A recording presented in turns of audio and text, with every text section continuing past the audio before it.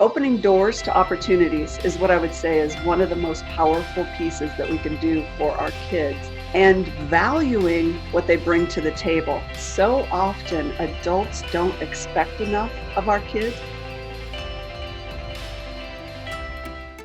Welcome to Women We Should Know with international speaker, mindset reset mentor, author, and your host, Leslie Michaels. With audacious honesty and candor, the Women We Should Know podcast presents the wisdom and life-empowering insights of women who are the embodiments of innovation and social evolution. Please join Leslie as she shares potent conversations that will inspire your personal and professional evolutions. Hi, I'm Leslie Michaels with Women We Should Know. And as all of you who listen regularly are aware, I love bringing women to you who are doing audacious, innovative things that are creating a foundation for social change. And I have just such an amazing woman with us today. Dr. Shelly Gruenig is an expert in workforce development, and she is also a STEM entrepreneur and podcaster. And this is a big thing that we will speak about because she is empowering young people, particularly young women, in an amazing way. She is passionate about helping students to recognize themselves as being greater than average. Along with her family, she's built a robotics program that has won national and international recognition.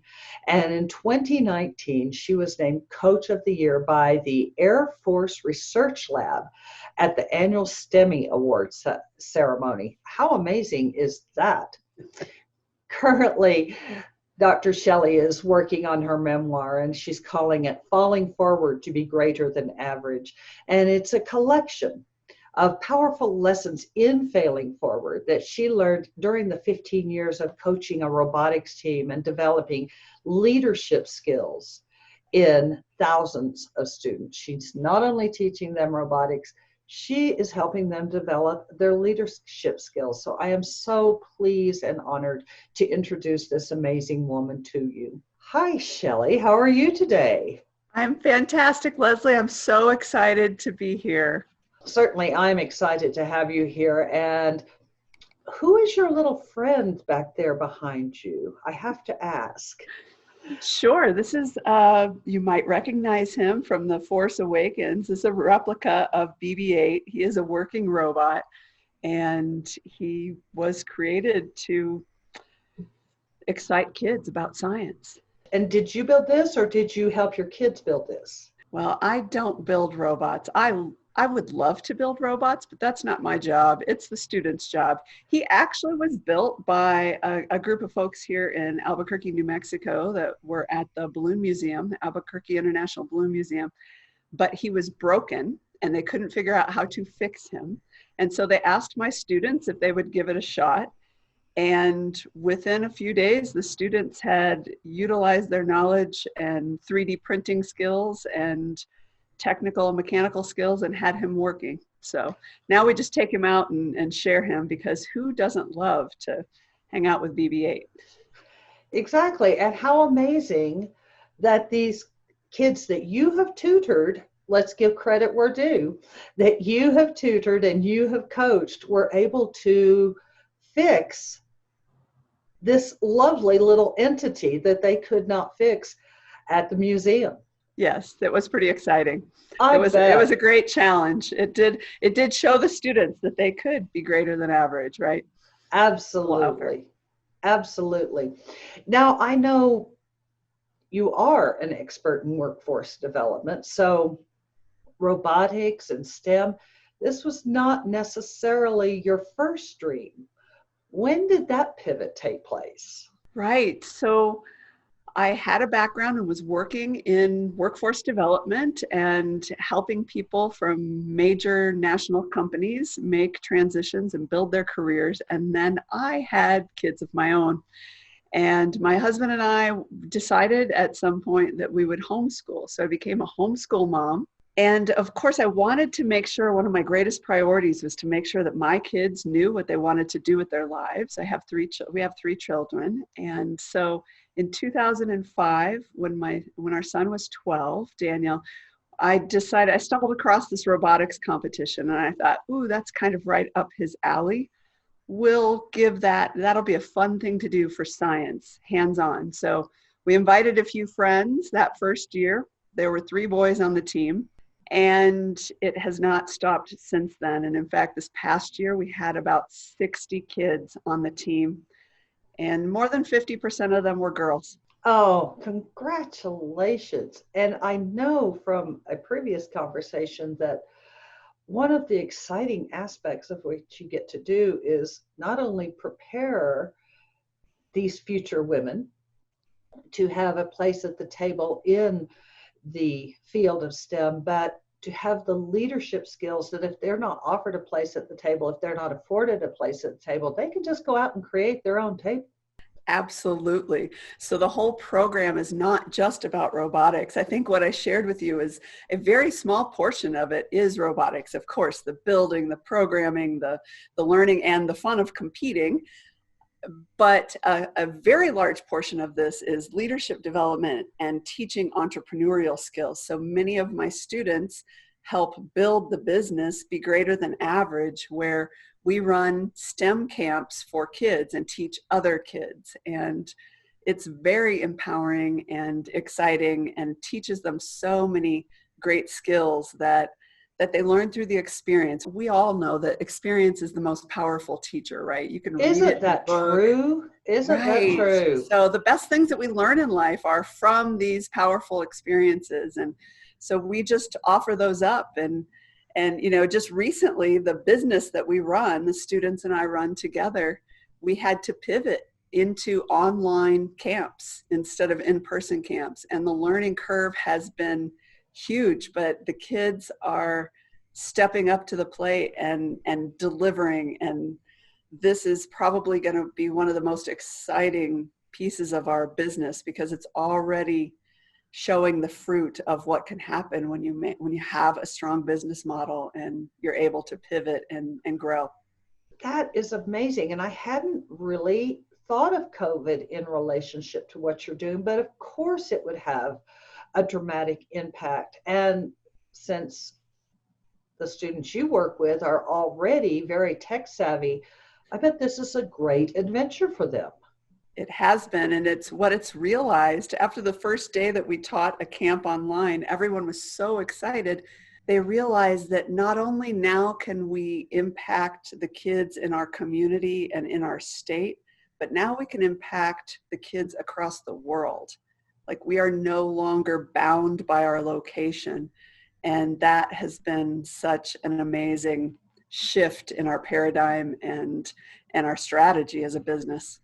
Oh, that is fantastic. And before we leave today, at the very tail end of this, those of you listening, hang in with us. Shelly's going to give you the information of how you can find out about this camp, how you can engage your kids with this dynamic program that she has built that, as I mentioned in the introduction, has already received national and international recognition. That to me is a little bit mind expanding, that a little STEM group from Albuquerque, New Mexico. Albuquerque, New Mexico, is that in the United States? I bet you've heard that before. Albuquerque, yes, Albuquerque, New Mexico could be taking international awards. So congratulations on that. Thank you. Thank you. I think we have started from humble beginnings, and we have built all of this out of our family garage, literally. This is, you see kind of a location behind us. We just have moved into this little location for the very first time. We'll be expanding and growing beyond our neighborhood. So you get to reclaim your living room and your dining room. And my husband gets to reclaim the garage, which he's pretty darn excited about. That's wonderful. I know one of the things that you work with in respect to your students is helping them to learn how to personally identify, how to personally define what success is for them and how to launch their life in that direction. How is it that you are able to accomplish that, just in a nutshell? That's a big question, Leslie. In a nutshell, I think that Yes, I love big questions in a right. nutshell. So I think it comes down to what we refer to in the career development world as this career development triangle, where the values are at the base of the triangle, and then skills and interests are the sides. And finding the perfect fit, finding the perfect career is somewhere in the middle here, in that what I call the sweet spot. So my challenge in the way that I work with students is to give them the opportunity to build skills, right? And build industry specific skills. So for instance, if they are interested in 3D printing or modeling, like, let's find out what's the software that's used in that, and let's teach it to them. So we do that. We use several software programs that are used by professionals in that world, right? So we build skills, whether it's through building robots, delivering professional presentations, writing an engineering notebook, and then we combine that with experiences. And so through the experiences, then they apply this knowledge, they're challenged under what I call positive peer pressure, right? Yes. Because they are a team, they're working together, other people are relying on them. They know that their teammates are relying on them, I'm relying on them, and that just helps them strive to be greater than average, right? And to pursue being a better version of themselves each day. And so giving those, opening doors to opportunities is what I would say is one of the most powerful pieces that we can do for our kids, and valuing what they bring to the table, because so often adults don't expect enough of our kids. We want them to behave and to fit in some little box, rather than challenging them to be greater and to show up in the world in a professional manner. What I hear you saying, and this is so exciting to me, for all of your students, male and female, but particularly for the female, because for a very long time, I've had this, I call it one of my whines. We all have those little things that cause us to whine. And one of them has been the fact that within schools, students are expected to learn, but they're not necessarily taught how to learn. And what I hear you talking about is teaching these kids how to learn by, okay, what is the software that is used for this? What is the application that is used for that? So bravo for teaching these kids how to learn, because that, more than that one skill that they learn, the ability to know how to learn is going to take them far into their life and far into their futures. Congratulations. Thank you. I think it's so important to teach our kids to be problem solvers and to be innovators and to take action, and not to just sit around and wait until somebody else solves the problem for them. We see that in employers, right?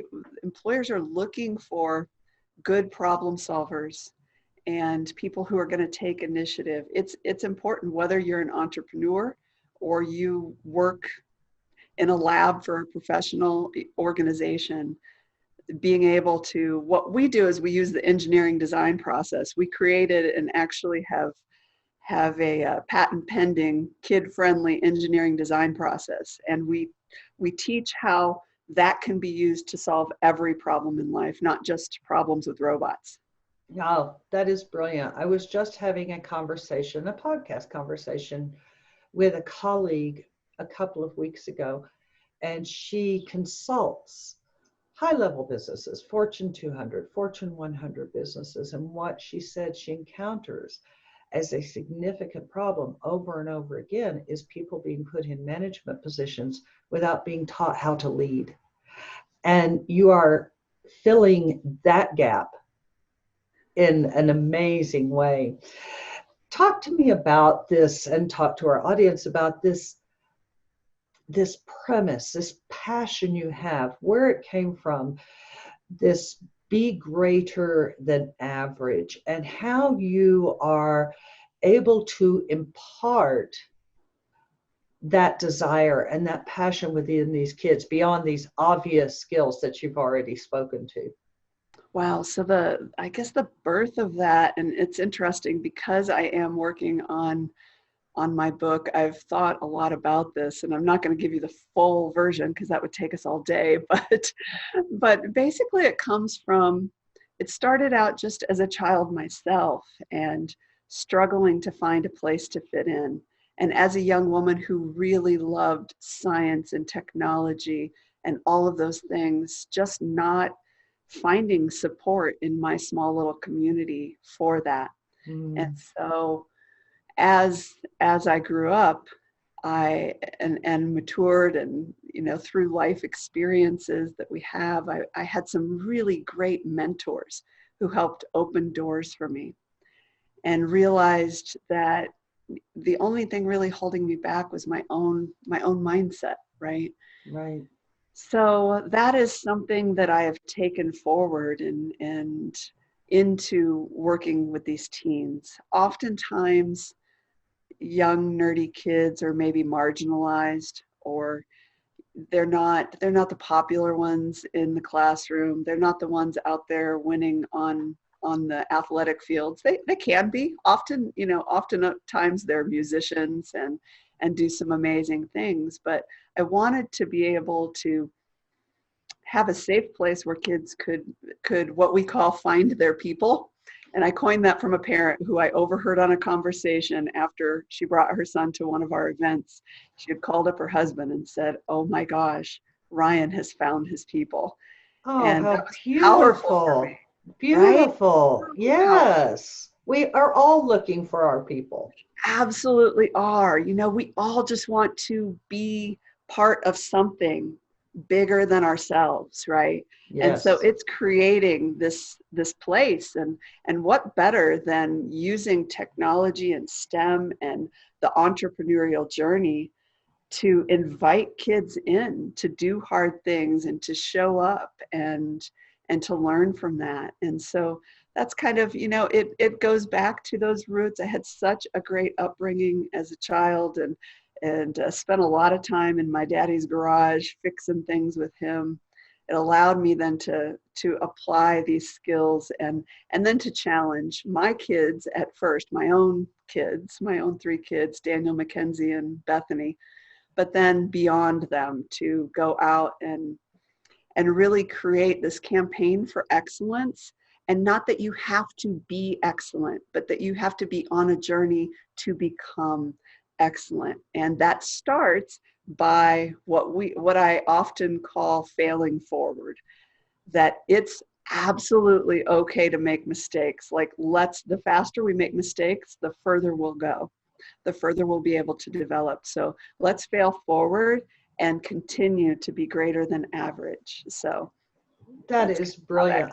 I think I was probably in my early, approaching my mid 30s before someone presented to me the idea that it was okay to fail mm, and that it was okay to make mistakes. My environment up until that point had presented no leeway in that direction. And what a powerful gift you are giving to these kids. And I read recently that this is the decade of the nerd. mm, That being the nerd is becoming the powerful thing. Now, not having kids, I did not realize this, but you are certainly taking these, as you call them, nerdy kids, mhm. and taking them from being outcast to being extremely special in their own awareness. And that is such a gift. Whether they continue in STEM or not, that is a beautiful gift that you are giving. Congratulations, Shelley, and thank you. It's going to make the world better. Yeah, it's a real privilege. It's absolutely a privilege to be able to provide a table for anyone to sit at, right? Yes, it is. It is. And speaking of tables, they've all turned upside down because of COVID. All of the tables are on their heads or on their sides. And you spoke to the way in which your platform has changed, and you spoke to the way the kids are adapting so quickly. What one special understanding, insight, piece of knowledge have you come to within yourself that you know you're going to carry forward and that it's going to inform and enhance the way you move in life after this, after we get released? Yeah, I think we talk about being released, right, or going back into the economy, and I hope that people have had the time or taken the time and made it a priority to really go deep within their own lives. And I think the thing that I'm carrying forward is that it's never too late to pursue your dreams and to make radical change and to pursue these audacious ideas that you talk about, Leslie, that we have a duty and an obligation to do that, because we have no idea who we're impacting if we don't follow and pursue those dreams hard.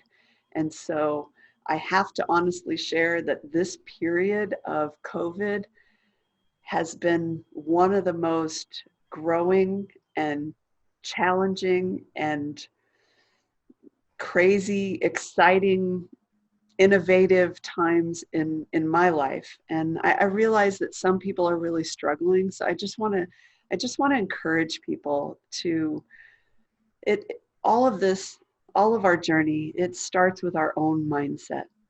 And so if you can surround yourself with people that can be encouraging and great mentors, whether that's through things that you're reading, through things that you're listening to or watching on TV, or reach out to me. I would love to come alongside and encourage you, because that's my greatest desire, is to help people pursue their dreams.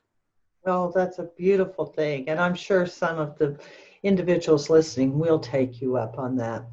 And I could not agree more, both with the fact that this has been a rich and truly potent time for a lot of us, and the reference to listening to information, being around people who are going to help us have a substantial mindset of positivity and belief in ourselves. I had, from a distance, a great mentor at one point. He is no longer on the planet, a man by the name of Jim Rohn, who always taught you become the 5 people you're around the most. And whether that is through the virtual world, which we now have access to, or through the physical world. And mindset is everything, isn't it? It absolutely is. Everything starts there, right? I can't remember who said it, but there's someone on the scale of Jim Rohn who talks about you are those things that you think on, and what you think on expands. Yes. And that's the whole idea behind being greater than average. The more that we can pursue it, the more that we chase after it, the more that we can get up from those failures and laugh at ourselves and learn from those and reiterate and redesign our life. Those are the powerful things that we need to realize that we need to be doing on this planet. Absolutely. Absolutely. I would like to ask you, I want to get all of your information on here, because I know there are people listening who are going to want to replay this just so they can get it down. But before we go there, I would like to ask you, what is the most important question that I did not ask you today? So I think that's a really great question, Leslie. And I'm used to being the person asking that question. In my podcast, I often ask that question. So I think my answer for that would be, how can people get started? What kind of action can you take? Because I think oftentimes, like, we're talking about big ideas and big things here, and it can get very overwhelming, to think, yeah, let's go make radical and audacious change to our life. Let's save the world. Let's change the world. But it really does start with just one little thing. So I just want to give an example, if I could. If you have a child or yourself are interested in Maybe one day you want to write a book. That could be really, or seem really overwhelming, right? So what's the first step in writing a book? Maybe it's reading good books, or maybe it's subscribing to the Reader's Guide magazine, right? Or maybe it's going to a reader's conference. So I think that if people could break down those big audacious goals into small, real, attainable action steps. I didn't start a championship robotics program thinking that we were going to be champions, honestly. And I started it hoping that we'd just actually be able to show up at the competition and had something that would work. And that's how I always encourage other teams. We spend a lot of time mentoring other teams. Because we are 11-time state champions, people are thinking, oh, it's so easy, or, oh, they've been doing it for so long. But the reality is you've got to start somewhere. So how do you break that down? And so I think that that's an important part to all of this, and to the idea that we can be more, we can be greater, and that we can change the world through our faith, through our skills, and through the words that we're using. You know, the work that you're doing is definitely going to be leaving an imprint on the world. And so small steps. You didn't just start with the podcast, right?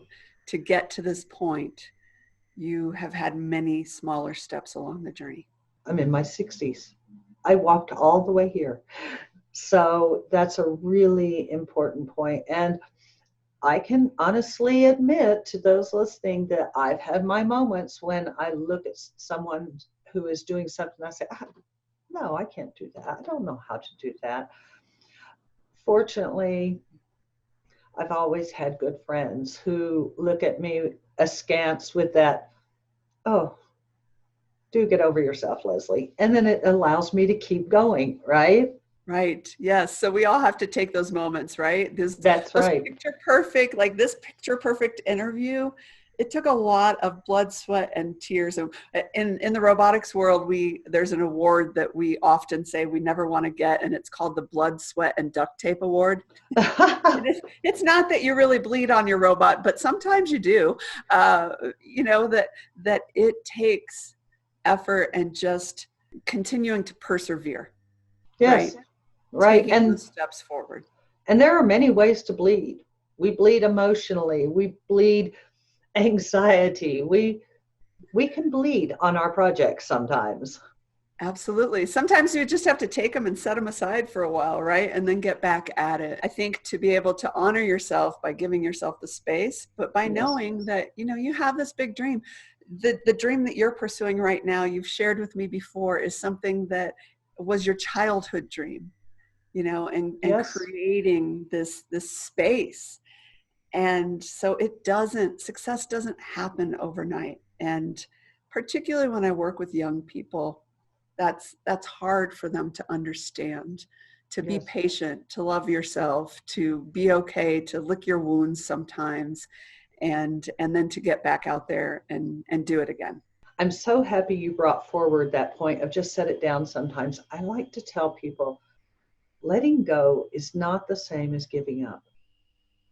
Sometimes we just have to let go for a minute.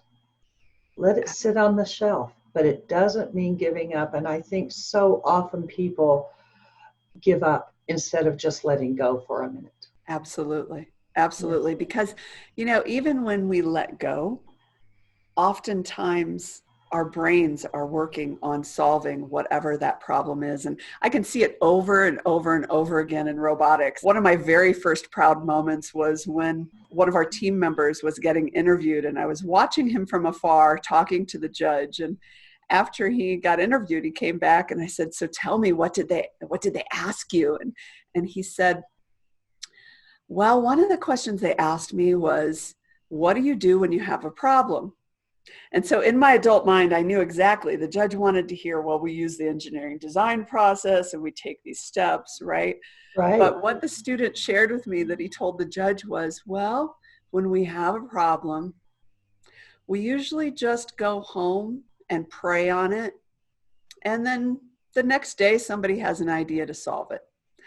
And that was really the truth. It was coming from his 12-year-old heart. That's how we solve those problems, right? But I don't think that we always give ourselves the room to do that.